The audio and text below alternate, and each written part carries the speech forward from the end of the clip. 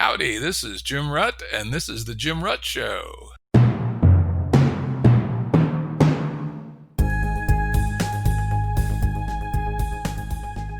This is a Currents episode. Currents are shorter and less heavily produced than our full-length episodes and generally focus on a single topic. As always, links to books, articles, and organizations mentioned are available on the episode page at jimruttshow.com. That's jimruttshow.com. Today's guest on this Currents episode is Joe Norman. Joe is a complexity science researcher, a data scientist, and a homesteader in Western Massachusetts. Is that right, or is it New Hampshire? I'm in southwestern New Hampshire, very close to Western Mass. And in southwestern New Hampshire. I've been there. Probably is it near Mount Monadnock by any chance? We're in the Monadnock region. That's exactly right. Yeah, when I was in college, and then we lived in Massachusetts again in the 80s, we used to go out there. Beautiful area, I can tell you. Absolutely. Anyway, as we usually do on these Currents episodes, we're going to start with a single bit. In this case, a tweet by Joe, which caught my eye. You can probably imagine why, my people who listen to the show regularly. This is what Joe had to say. With no community, we lack both a unit to sacrifice for and a unit to keep assholes in check. What did you mean by that, Joe? What did I mean by that? Well, let's see. First, I'll say that I don't vet my own tweets very strongly. I'm kind of a off-the-cuff tweeter. I like to just get my thoughts out there. They're not meant to be refined. But I agree in this case. That was, in my opinion, a good tweet. And so what did I mean by that? So much of the reflections and thinking and doing that I've been involved in the past few years has revolved around this idea of localism. And we can kind of go into what do I mean by that, what do others mean by that. But the essential idea of the tweet is that biological systems are naturally structured into units at multiple levels, right? Like, so we have multicellular organisms that are composed of cells. So cells are in some sense their own semi-autonomous, they're bounded, they interact with the cells around them, but there's clearly another unit of organization overlaying the cells, that is the organism that the cells compose.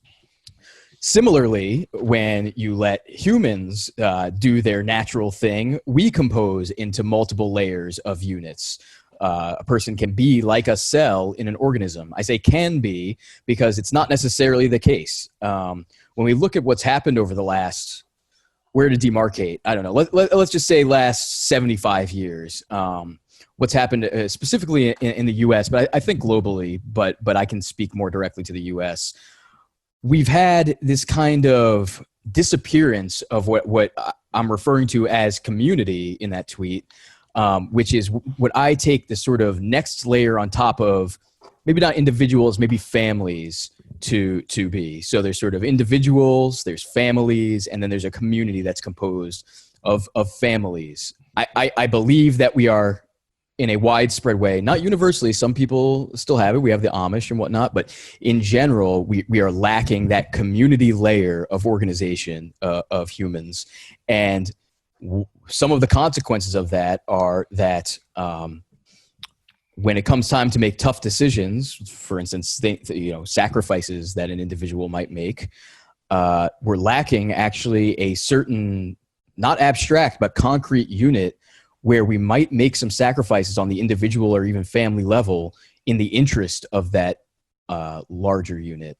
And when I say larger, I'm really thinking of something, not much bigger than maybe a couple thousand people. Maybe it's even smaller. Maybe it's more Dunbar's number or something like that, 150. I don't know, and I don't claim to know. But I do know that in the world we exist in right now, the sort of next level up from family, to the extent that we have family as a unit, is kind of the abstract state, often even conceived of as the national government, or maybe even sort of the global state systems.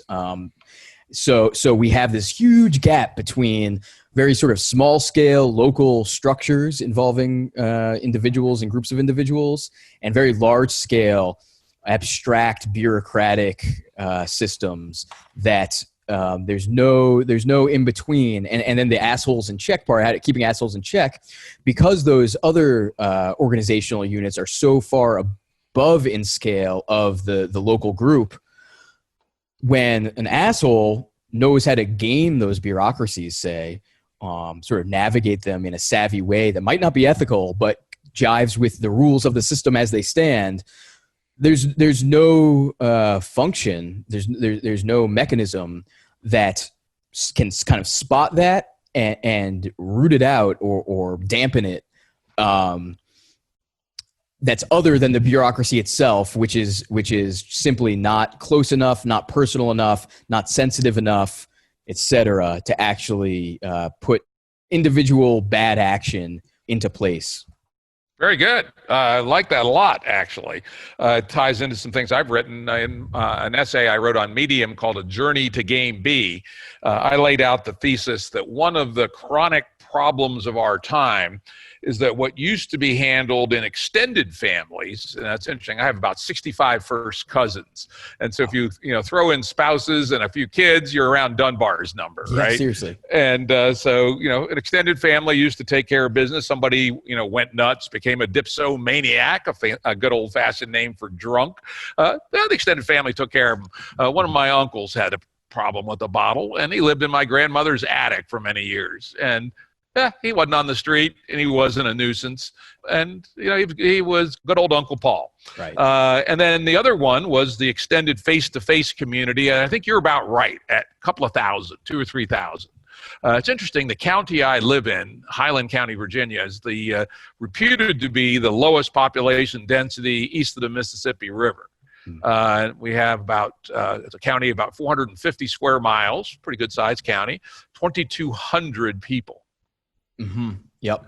So there's 1,000 people in my town. So I also so, know how that feels. Yeah, sure. Yeah, and we don't know. I don't know everybody at the 2,200, but I know people that know everybody. So at nodal distance 2, I'm connected to everybody in the county essentially, and call that the face-to-face community. So that used to be what took care of us. Our extended family around the Dunbar number, plus or minus, and then our face-to-face community of 1,000 to 5,000 probably. But over time, the extended communities have dissipated.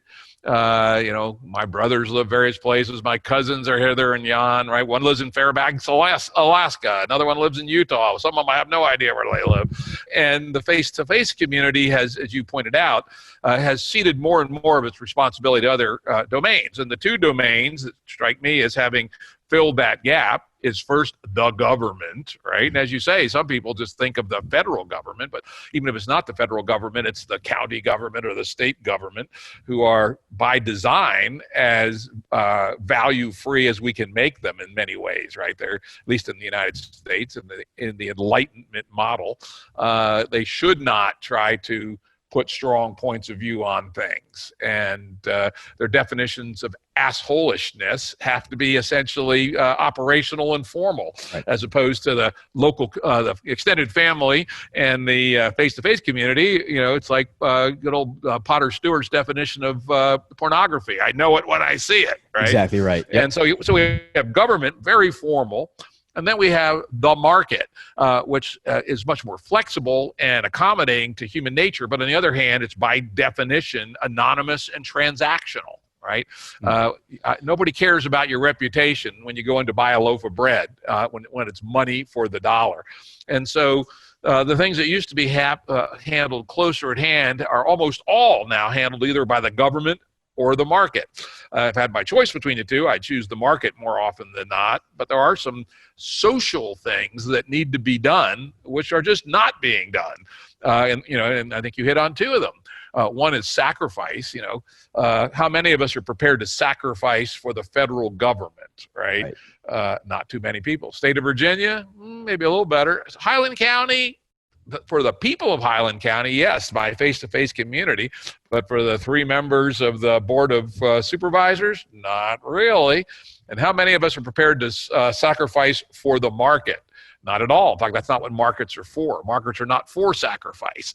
They're for, sort of anonymous transactions that are mutually beneficial. And that's good. It's very important, but it doesn't serve either of your two things.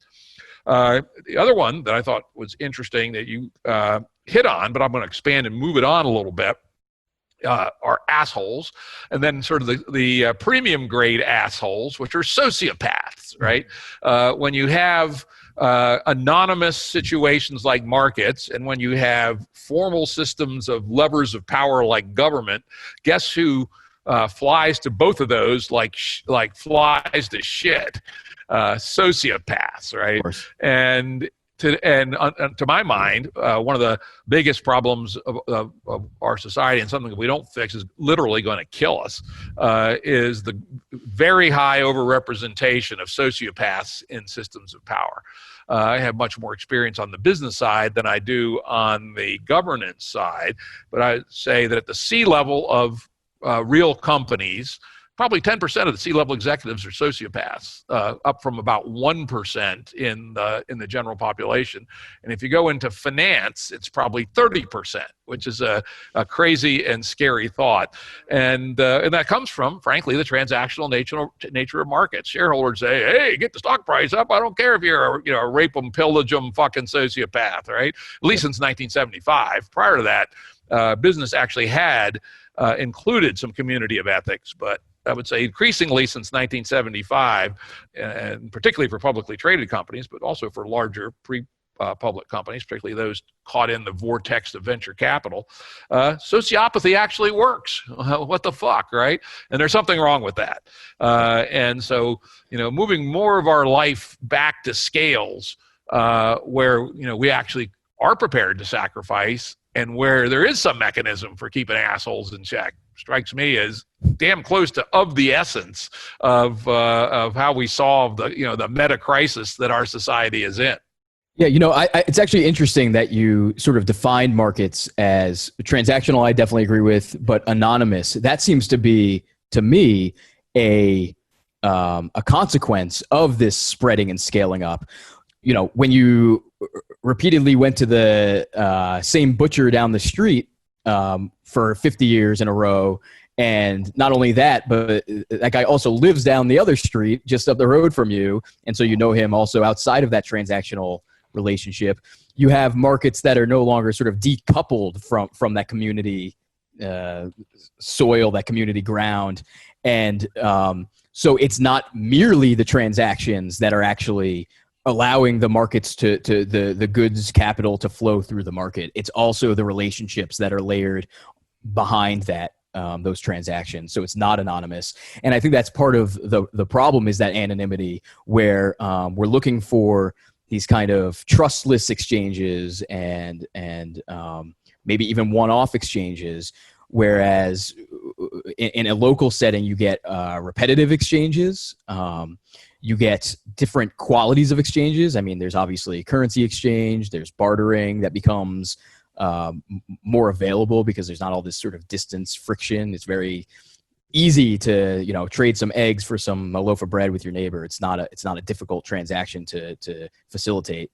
So I do think that markets in a local context become non-anonymous. So that I'm not sure if that's a sort of a definitional aspect of markets, or if it's sort of an incidental one from the current situation we have. I think that's great. I love that distinction, because, let's think about what we do business locally.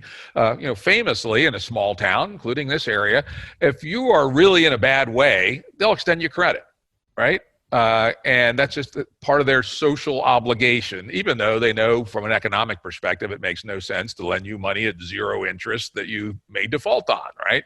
Yeah. And then, of course, the flip side of that is you better not default if you want your standing in the community to remain good. Yep. And so there are non-economic forces, as opposed to, I'm buying something fucking Amazon. The only recourse Amazon has is to, sprinkle some shit powder on my Experian credit record, right? Again, yep. Two anonymous transactions that are not normal, not what humans are really all about. And then the second one is that when we act locally in the face-to-face community, we make some interesting qualitative choices. For instance, let's say there's two plumbers in our town, right?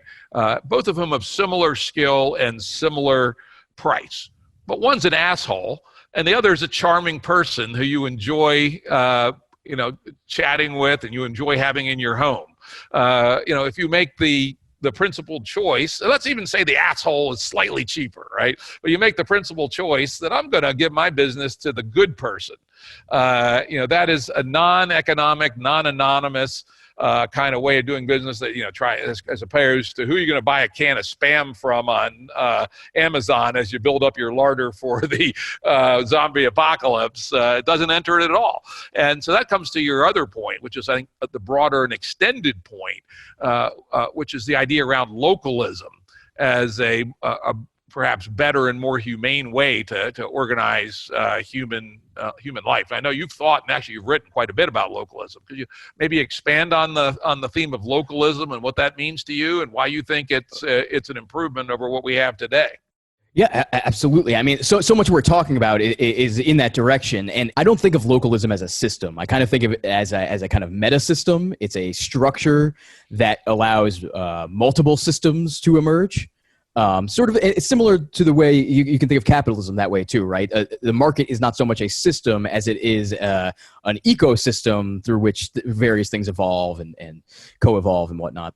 So I think of localism in a similar way. It's about setting up the conditions for development and evolution of particular systems rather than an imposition of particular systems.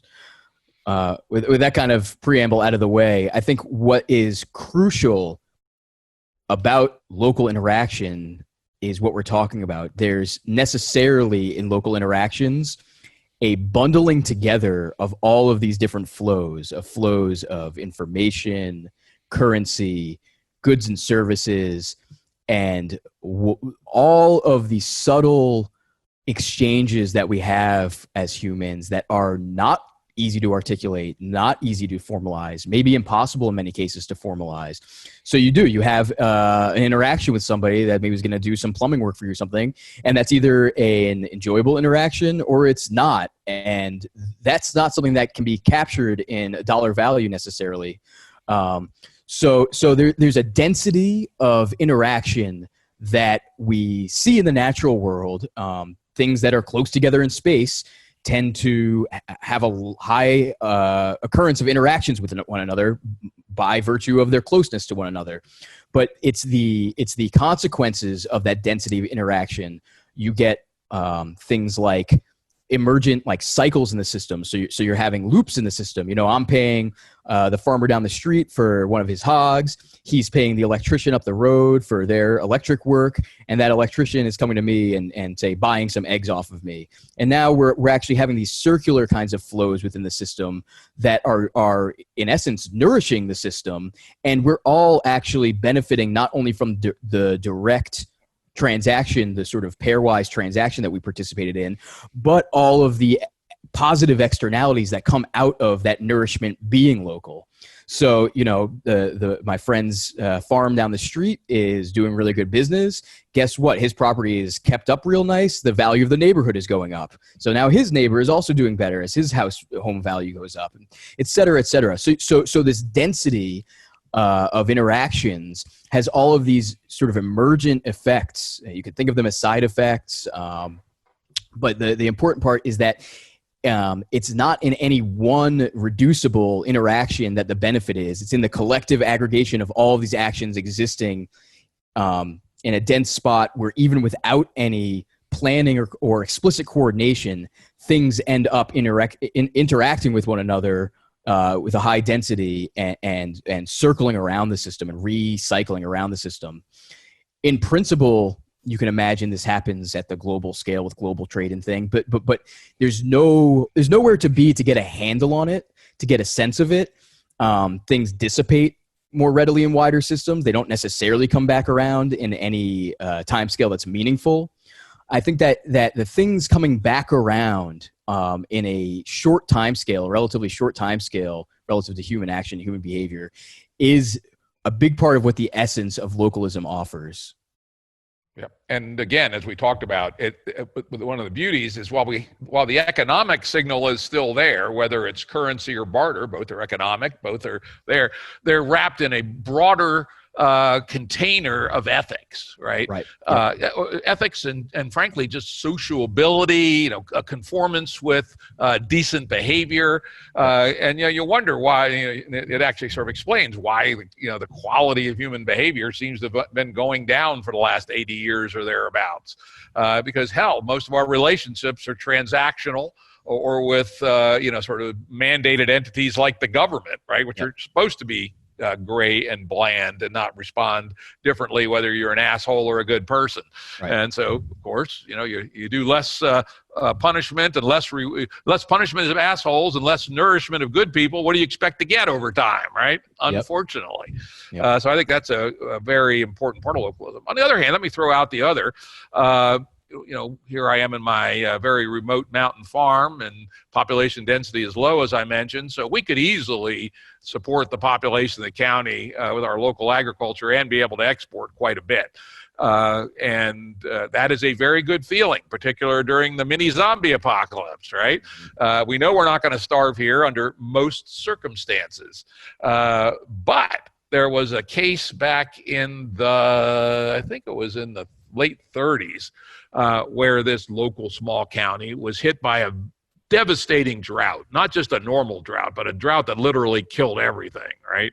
And except for one little corner of the county, which now has the name of Little Egypt, because most of the people from the Central Valley had to literally migrate down to Little Egypt with their cattle and pigs and chickens and everything else to just survive that horrendous summer. Now, I don't think it hit our valley so bad, but over the next valley over, literally, they had to go to Little Egypt. And so there is some benefit from local clusters that trade with each other, right? So and this was, when this county, we didn't have electricity here at this farm until 1962. Right. So this was a very remote place in that day. But, to the degree it was coupled to, the next valley over and up the river to the next county and down and over, say a 4 or 5 county area, you're big enough that you have differentiated your risks, at least with respect to drought most of the time, and also things like insect pests and things of that sort. So there, as we know in investing, the only free lunch is diversification. There's some of that true also with respect to to trade. So we the idea of becoming ultra-localist, autarkic at the level of the county is probably a dangerous idea because it's less robust in some sense than is a more differentiated portfolio. On the other hand, when we get to a very complicated system like today's world trade, we can see instantly what happens. Oh, fuck, all the masks are made in China. The Chinese are holding on to their masks. We're fucked, right? All the nose swabs in the world are made outside of Milan, Italy, or almost all of them. Who got hit first by the virus? Milan, Italy. Oops, no swabs. If we'd had a much more distributed system, the opportunity for robustness in that system would have been increased. So it's, you have to think of it as a robustness against various ensembles of risks and what is the right level of localism versus essentially a diversified portfolio. Though it certainly feels to me that when you add it all up, we're way too long range in our relationships today than would be optimal. And that, moving these relationships in so that they're richer in the face-to-face community and more personal, even the next county over, there's lots of intermarriages, people know each other, there's long-term opportunities for long-term reciprocity, I think would be a good thing. But, how to do that is a damn hard question. So I mean, I agree with you on everything you just said. And a lot of times I've received the feedback on quite a few occasions where it's sort of, hey, Joe, but you can't just decentralize everything to, whatever, down to atoms and everything's going to work. Of course not. But the take-home message is that exactly what you said. We've gone so far in the other direction of centralization, of distance specialization, of things like that, that the movement clearly needs to be in the local direction. And the ideal is, and when I say ideal, I don't mean the best state. I mean sort of the thing that you might aim for is sort of as local as possible. But to your point, to mitigate against certain risks, to get other kinds of benefits as local as possible can sometimes mean, the level of the region, the level of the nation. So it's local is in essence, a relational concept. There's no one local. What it means to be local depends on the context, depends on what you're talking about. And to your point about, one county or one area had a drought, a neighboring region didn't, and that's the savior of the neighboring region with the drought. If in that circumstance, all of the agriculture had been concentrated in the area that happened to receive the drought, everyone would have been screwed. So actually it was on a week or so ago, Joel Salatin was on the Joe Rogan podcast, and he articulated very well, Joe Rogan asked him, how can this scale? Can it scale? And his answer was, of course it can, but it's a scaling in duplication.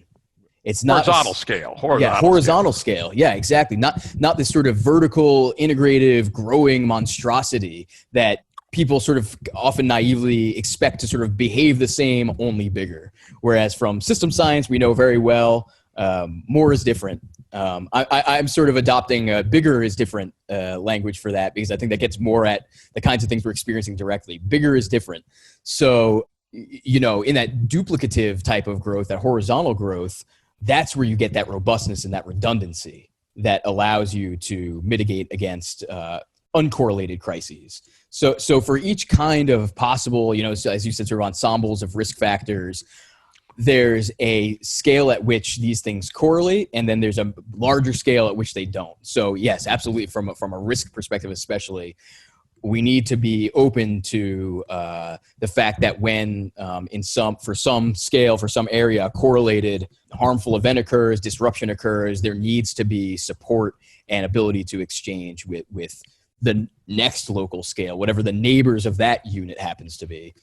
And so when we talk about localism, I often throw off any qualifier and just talk about localism, but really I'm talking about multiscale localism. So, home is a unit, the home and family, the town is another unit, the county is another unit, the state is another unit. So it's this layering of units. It's not that one needs to take precedence against all others. It's in fact a distribution across scales.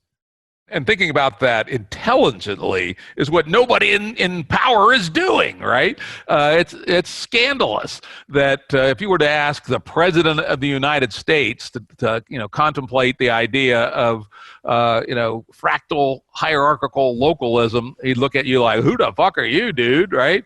He'd have not a clue one. And how can that be here in 2020 when most of our problems going forward are essentially complex systems problems? That's right. So I've seen, strangely, when I've seen localism, the term, pop up in a couple places I haven't been expecting it. There does seem to be, from this coronavirus crisis, a bit of people's ears are getting hot when they hear that, because they know they haven't heard it, and it rings true to a lot of people that there's something about this that's about right. And you're exactly right. And it's not just the politicians. It's our public discourse is mired in this sort of system versus system, communism versus capitalism, left versus right, these kinds of, is that the right way to administer the system, or is that?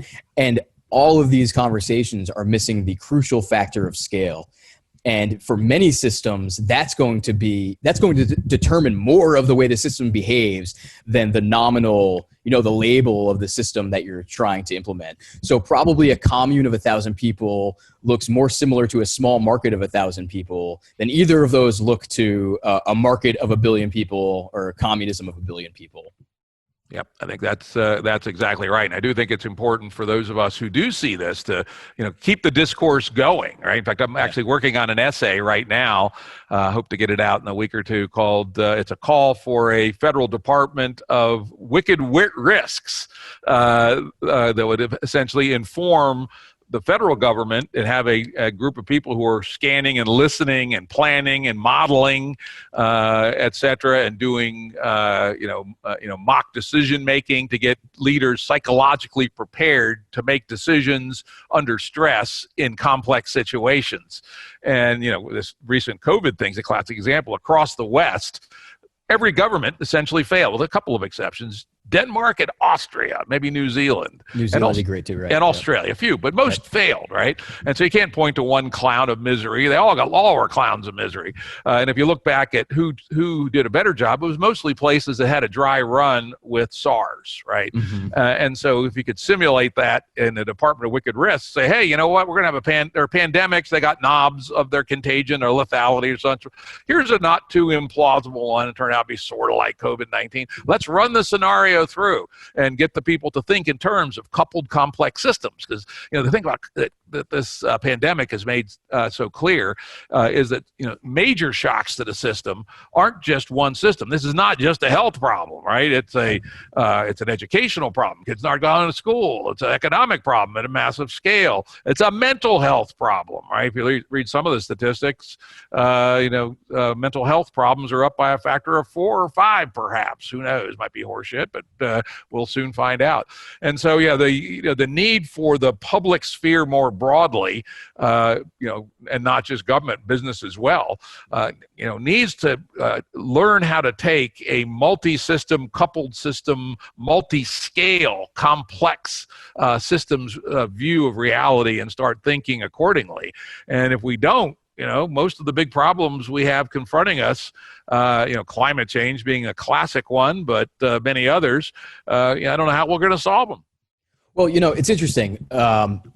I think that's a necessary idea to have. If we're going to use these governing bodies as decision-making bodies as we are, then setting up a way of not waiting till the crisis is in motion to think about how would we react to this is very important. It's not just the decision making in the ongoing crisis, though. It's also how we structure our systems, and that's for these systemic risks. What makes something a systemic risk is that there is that possibility of propagation, either through a single kind of system, like the pandemic has on health. I get sick, I get you sick. It's kind of moving through individuals, and these coupled sort of heterogeneous cascades. All of a sudden, schools are closed, stores are closing down, meat packing facilities aren't working. So much of that needs to be not just the decisions made in the crisis, but the ongoing decisions we make to structure the system so that when these things start to unfold, there's boundaries in the system and circuit breakers. And, back in January, I have a lot of, as many people do, criticisms about how Trump has handled this. One criticism I don't have is his closing of flights from China in January. That was a good decision. And the reason it was such a politically difficult decision was because we're not thinking enough in terms of the structure of the system and the cascades it opens us up to. It should be obvious that if there's a pandemic risk unfolding somewhere in the world that's highly connected, like China, that it's going to cost us a lot less to pause flights for a little while than it is to wait to pause flights, pause them later, and also have a massive pandemic on our hands. So these things need to become more obvious to decision makers and to how we govern things. It needs to not be just some esoteric knowledge of some smart guys in academia or something like that. The other thing about coronavirus that's interesting, connecting back to the tweet that we sort of grounded the show on, I'm pretty sure what I was thinking about when I wrote that tweet was the resistance to wearing masks that we're seeing. It has become a political polarization that determines whether you're for or against wearing masks to buffer the spread of a respiratory disease. And it struck me that that's a small sacrifice, throw on a mask to go into the store. That's not a very big sacrifice at all. I'm not saying your livelihood, you're this, you're that. This is like put on a freaking mask and save someone some real heartache, maybe someone older, maybe one of your relatives, maybe one of your friends' relatives, if you want to kind of dice it out into these age groups as people are doing.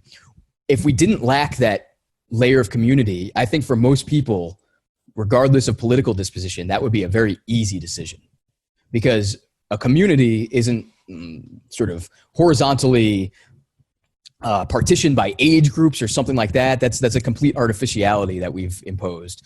And we would see the effects. We would say, I don't want to lose these people in my community. Like, if this is what I need to do, small sacrifice, put on a mask, maybe someone likes it, but I think it's pretty agreed upon. It's annoying. You don't want to wear it. But you do it because it's a small sacrifice that serves the larger good. So that, I think that was actually the source of the tweet. It was both the fact that there's the lack of that individual incentive structure to, you know what, I'm going to put this on because I see how it will affect my community and I want to help my community, and the assholes that refuse to do it. There's no community to say, hey, asshole, put on a fucking mask. That's great. Why don't we wrap it up there? Sure. That's the alpha and the omega. This has been a wonderful conversation, Joe, just what I was hoping. I figured we'd start with one place and go every which way, which we did. And I think we highlighted a whole bunch of things that's worthwhile for people to think about. So thanks for being here. Absolutely, Jim. Anytime. Good talking to you. Very good. Let me turn off the recording. Production services and audio editing by Jared Janes Consulting. Music by Tom Muller at modernSpaceMusic.com.